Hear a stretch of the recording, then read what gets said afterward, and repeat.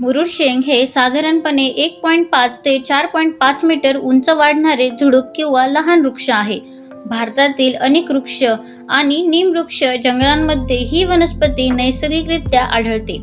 विशेषतः दक्षिण भारतातील काही भागांमध्ये तिची मोठ्या प्रमाणावर वाढ दिसून येते.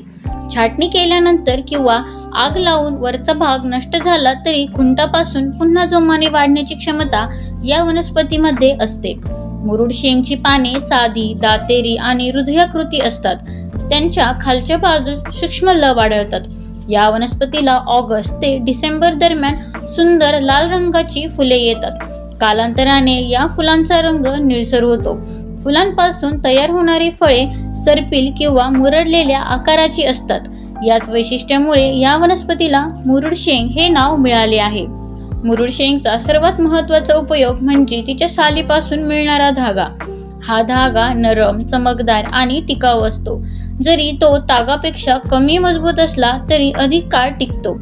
या धाग्यापासून दोरखंड, जाड पिशव्या, कॅनव्हास आणि इतर अनेक वस्तू तयार केल्या जातात. पूर्वी ग्रामीण भागात मुरुड शेंगेच्या धाग्याच्या वस्तूंना विशेष महत्त्व होते. याशिवाय या वनस्पतीच्या काटक्यांपासून कागद तयार केला जाऊ शकतो. त्यामुळे वनाधारित उद्योगांमध्येही तिचे महत्त्व आहे. औषधी गुणधर्मांच्या बाबतीत मुरुड शेंग खूप प्रसिद्ध आहे.